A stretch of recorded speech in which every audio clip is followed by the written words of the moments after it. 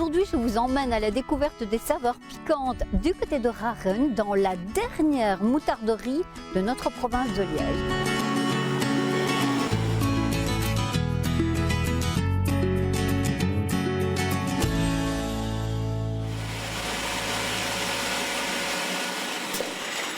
Philippe Renson, nous sommes ici au sein même de votre moutarderie à Raren. Tout à fait.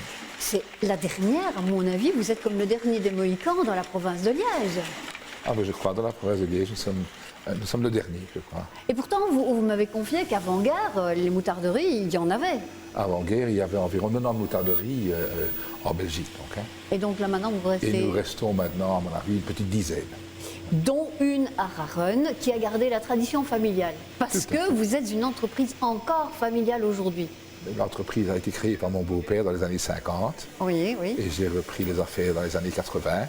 Et maintenant, mes enfants nous ont rejoints dès 2010. Et donc, vous continuez de perpétuer la tradition et de faire la moutarde selon sa recette à lui? Ou vous avez changé? Tout à fait. Nous avons notre recette originale. Et recette, évidemment, que nous avons, pour certains clients, adaptée. Nous avons aromatisé. Nous avons également la moutarde pour des fabrications de mayonnaise. Donc, nous fournissons également la moutarde en grand conditionnement pour l'Horeca et pour les fabricants de mayonnaise. Et donc, à côté de ça, vous avez développé toute une gamme d'autres produits, des sauces chaudes, des sauces froides. Donc nous avons commencé par d'abord la moutarde, voilà. Ensuite des sauces froides qui étaient de base, telles que le ketchup et la mayonnaise.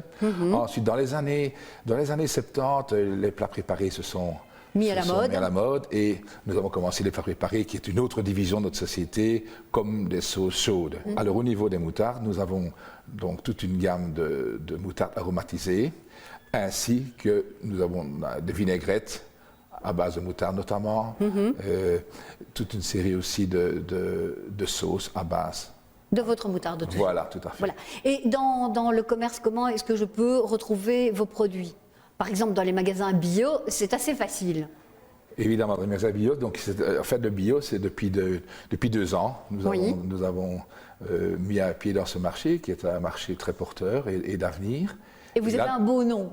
Et nous avons trouvé la vache qui regarde par-ci les trains. Et puis sinon?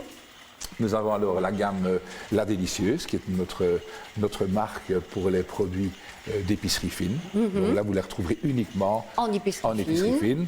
Nous avons la gamme maintenant Jefke, qui elle se retrouvera plutôt dans les moyennes surfaces, je dirais, et de la grande distribution. Donc.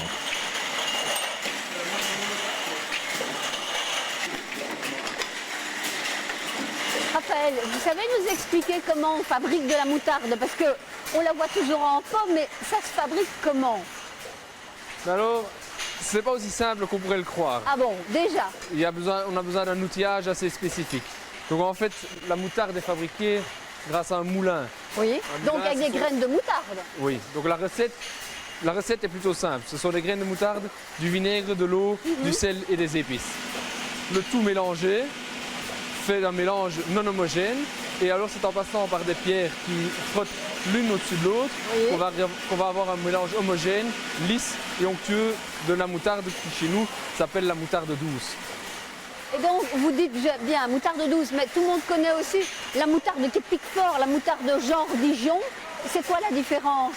Alors la différence de base entre la moutarde douce, qui est notre moutarde, et une moutarde de Dijon, c'est que dans notre moutarde, on utilise la graine entière, donc la graine entière. Alors que dans la moutarde de Dijon, il y a une étape supplémentaire où on sépare l'écorce de la graine du noyau. Et on n'utilise que le noyau dans la moutarde de Dijon. C'est ça qui fait que la moutarde de Dijon, finalement, est beaucoup plus piquante. Oui. Et donc, vous avez la moutarde et d'autres produits, mais vous avez aussi toute une gamme bio là maintenant. Alors oui, les 2 dernières années ont été intensives chez nous au niveau du développement de produits, notamment des produits bio. C'est un choix stratégique que nous avons fait pour se différencier de la concurrence, et c'est un choix qu'on a fait aussi éthique par rapport à notre vision à long terme de l'environnement et de la société. Et voilà, vous savez tout maintenant sur l'histoire des moutardes, qu'elles soient piquantes, qu'elles soient douces, qu'elles soient aromatisées ou non. Alors je vous propose qu'on se retrouve dès la semaine prochaine pour d'autres saveurs.